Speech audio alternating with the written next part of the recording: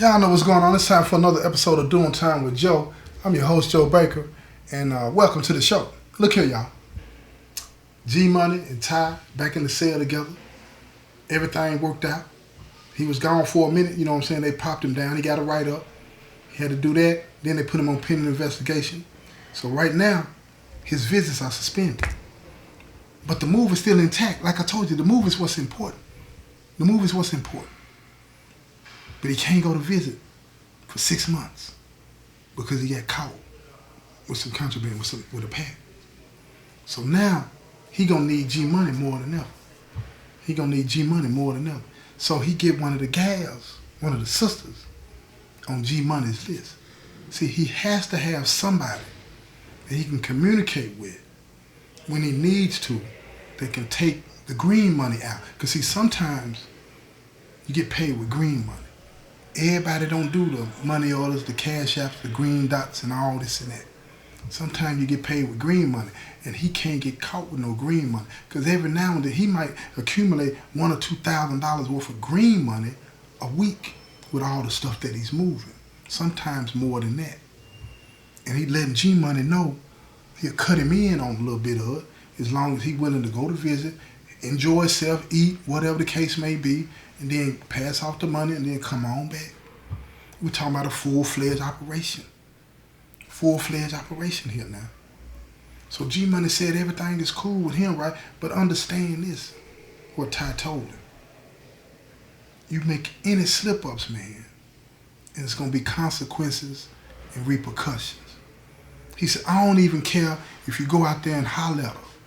If she go, she go. You feel what I'm saying? But don't mess up the move, man. Don't mess up the move. And he reiterated, because this is how we eat. Now, Ty, trying to keep it 100 with him, he set him down and he told him, he said, do you understand the fullness of what I'm trying to tell you, bro? G-Money, like a lot of young dudes, you know what I'm saying, or maybe not even young dudes, but just a lot of dudes that ain't never really sat at the table. He said, yeah, I understand. As opposed to saying, no, bro, explain it to me. He said, I understand. And when you tell guys that's getting it out of the mud that you understand, they accept that you understand it. Period. And when you tell somebody that's getting it out of the mud that you understand, what you just told them is that you understand if anything go wrong, it's on you. You're not to say nothing about them. And if something go wrong, possibly, depending on how it goes down, off with your head, man. Off with your head. So G-Money not really understanding that. Like I said, his capacity to understand was limited. I ain't trying to be mean. I'm just keeping it 100. That's just what it is.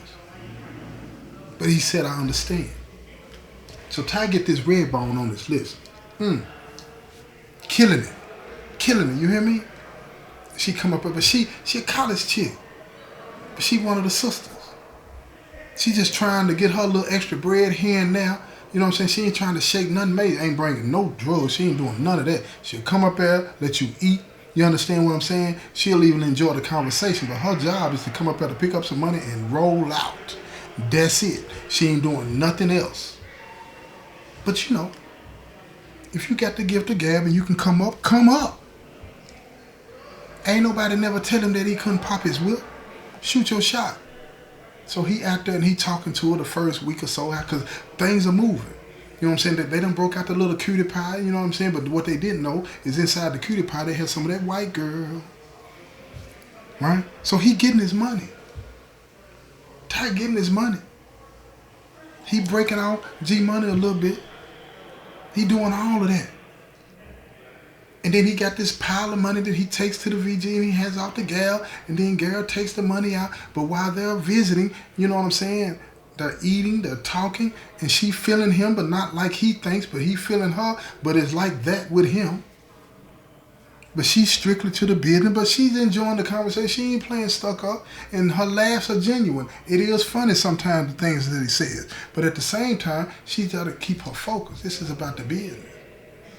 So she takes the money out and everything's straight. She gets her little piece off her and she keeps it moving. She'll be back next week. He can eat good. All of these types of things. All of this is on top. He paying for everything because he wants his operation to continue to run smooth. But wait a minute. Y'all must have thought the police just gonna let everything bygones be bygones or something, right? Nah, that ain't how it work. They didn't catch him then. So they still watching. That's what they do. They're not backing up off of him. They still watching to see what's really going on. They trying to figure it out. They know he's up to something, but they don't know what he's up to. But they starting to see G Money moving a lot more than he used to. So the focus is shifting from time to G Money. G Money ain't paying no attention to that. He don't understand what's really going on. Plus, he just got whatever he's getting. And he's getting a little money. But when you eating off the table, especially, you know what I'm saying, by being in the cell with the guy that's got to move, when you eating off the table, you just happy to be a part of the business. He taking care of himself. He got a little money he could save up. His shelf is full. You know, he like me. He like them Reese cups. You know what I'm talking about? Man, shelf full of. But he ain't that dude. But see, guys are still talking to him like he's like that because now he's in the mix. And he's drawing some attention, but not a lot, but some attention from the administration because at the end of the day, they're trying to get time. They want time. And if G Money is going to be the way that they get him, it's so be it. So they keep watching him. And he's going to visit. And his whole demeanor is changing. Now he's ironing and pressing his clothes and making them straight legs. He got them starched and all of this old kind of stuff. He's walking around the compound with a little bit more confidence, a little bit more swagger in his step. Like I told you, everybody here wants to be validated. They got low self-esteem, y'all. So now he's feeling like somebody. He's a real dope boy. And he's one of the guys. He's just an OSM, but he's getting respect. And then one day he happens to come back to the cell a little earlier than he normally does. When he comes back to the cell, he sees some of the guys that he normally wouldn't even be allowed to be around. These are POAs. These are the ones that's calling the shots. These are the ones above top. So he said, 1,000 pardons, bro. And they tell him, no, you good. Sit down. So the brothers, the POA, they said, so this is G Money. He the one that been making sure that the business has been running smooth, right? So Ty tell him, yeah. So they get up and they embrace him. They put that G in his back and all of these different things. Now his head is blown up like a watermelon, feeling real good. Because bro and them done embraced him. See, let me tell you something about the structure, right? A lot of times the brothers, you know what I'm saying, they got to a position of authority. Like I said, when I was in rotation, I was the 9 and all of that old kind of stuff, right? When you got those type of positions, a lot of times you don't let everybody come in your close to your person, in your circle. Yeah, you open to everybody. You'll talk with anybody. You understand what I'm saying? I did. But you got a lot of brothers that, man, look here, you don't get to talk to the 9. You don't get to talk to them brothers like that because they got a lot going on. And they don't have time to be sitting around babysitting and holding your hand and all this and that and he-hen and ha-ha. It's the business, baby. It's the business. So now he happens to stumble up on a meeting that they were having in the room. When he stumbles up on the meeting, they embrace him and tell him, look, keep it up. Keep it up. Oh, he loving that. Now he's stepping out that cell after they, you know what I'm saying, they finish embracing. He's stepping out that cell while they continue to have the conversation. He feeling like he part of the business for real. He part of the business for real. And it ain't lost on nobody. Listen to me, it ain't lost on nobody. Because when they come up out the cell, G Money sitting at the table with bro and them and all this and that, and they say, hey folks, we'll holler at you. You know what I'm saying? Don't forget what we said. He said, that's what's up, folks. So now listen, everybody that's sitting around, even the peons that heard this, now all of a sudden G Money stock goes straight to the top. Dude must be somebody, because bro and them just don't be talking for free. Ain't no conversation for free. Ain't no conversation for free. So when they all marbled up out of the unit, everybody looking. Because let me tell you something, it's almost like a spectacle when the POAs come around, right? Because everybody get in line, everybody get it right. Because these are the individuals that can make you or break you just like that. So when they come around, you on your best behavior. So when they see how he treated G-Money, that made them look at G-Money in a whole new light. Keep in mind, it still didn't change the fact that G-Money's reputation was for being frivolous and reckless. Frivolous and reckless. That was still his reputation. But now, this person that's frivolous and reckless, known to be a mess up. Some people used to joke with him and call him can't get right. Now they looking at him like, oh, he the real deal Holyfield. Brother them embracing him. He got it going on. But see, he knew really what was going on. Nothing. He getting some crumbs off the table that's making him live good and eat good on penitentiary level. Let me tell y'all something about being penitentiary rich. You can be penitentiary rich on a couple of $100s a month. Listen to me. This is what makes you penitentiary rich. Somebody step in your cell and see your shelf is full of food, or your box, wherever you keep your food, is full of food. Your shelf is full of hygiene. You got maybe 1 or 2 pairs of brand new sweats on the shelf. All your t-shirts is icy white, and you got 2 or 3 pairs of tennis shoes under the bed, and all your clothes is ironed and pressed and creased out. That make you penitentiary rich. Plus, you get on the phone when you want to because you got money to do it. And everybody assumes that you got money. Because most people ain't got a lot in here. And it don't take a lot to impress people. It don't. So what? You got a lot of commissary on the shelf. You got a lot of tennis shoes. You got a lot of boots. You got a lot of sweats. Your t-shirt is icy white. Yeah. And you talk on the phone when you want to, as long as you want to. But you don't get to leave. You can't pick up and walk out that gate. But you penitentiary rich. See, on the town, that's what you would call ghetto fabulous. You feel me? Attaching self-worth to something that ain't really worth nothing. You understand? But again, it's easy to do in here. And G-Money has gotten catapulted into that level of respect from the guys in the penitentiary. Peons too. He's somebody now. And see, now the move is still taking place. Like I said earlier in the other episodes, you know, you got this penitentiary is known for the phones. This penitentiary is known for the narcotics. This penitentiary over here is known for the tobacco, and so on and so on and so on. Anything that you need, anything that you want, is known at different places that they got it. Somebody's got it. Somebody's got it. And this particular move that I'm talking about is not available to just anybody. You got to be able to coordinate. And you got to be able to have somebody at these other places is going to make the person that's going to be making the move comfortable enough. And you got to make it worth their while. You got to make it worth their while because they're taking big boy chances. They're taking big boy chances because the whole time they right up under the police's noses. And they're going to do it. And they do it every time. And stuff gets moved back and forth all the time. And everybody's eating. Everybody's eating. And now you're looking at the situation and be like, what do we do? What do we do? Ain't no dude bigger than the move.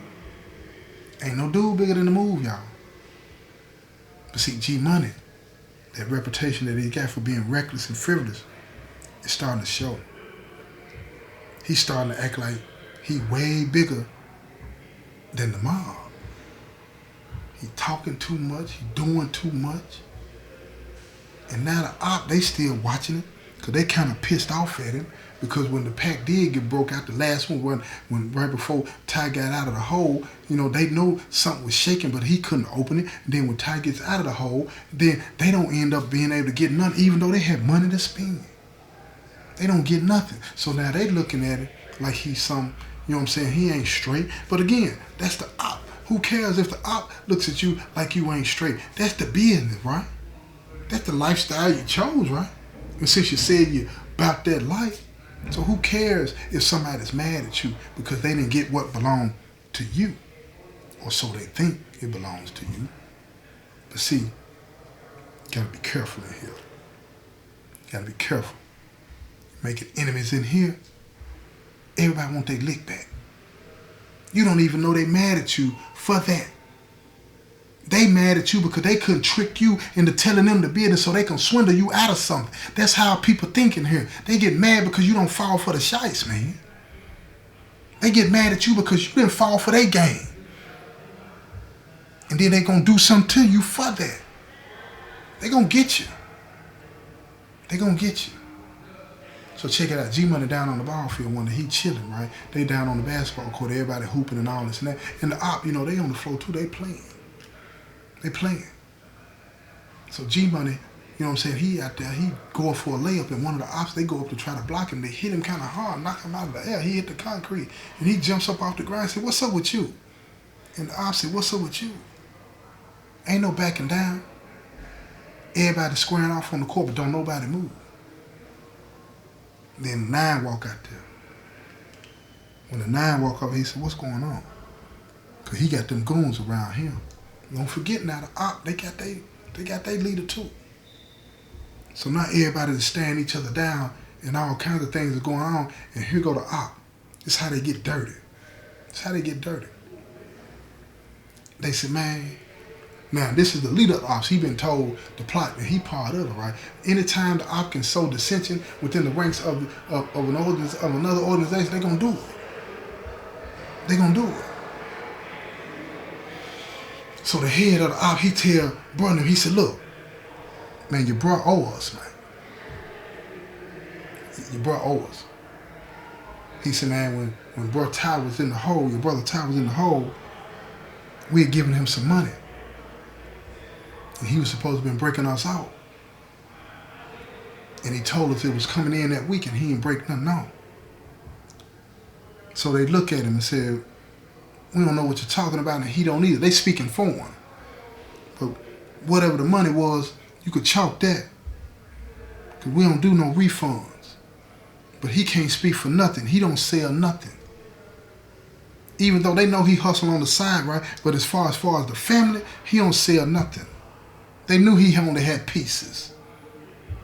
But they looking at not what the op is saying per se about he promised them something. They looking at he done ran his mouth to the op about something that's supposed to be going down, and he had been warned. He had been warned.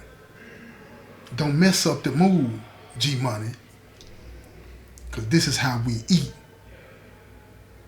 Now he's standing there with looking like a deer in the headlights, right? Better yet, he don't really understand.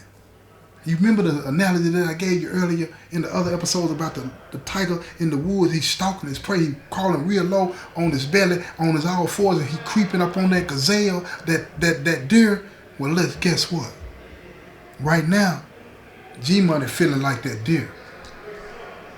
He feeling like that deer. He becoming the prey. He's becoming the prey. Right before his eyes, everything is changing real fast.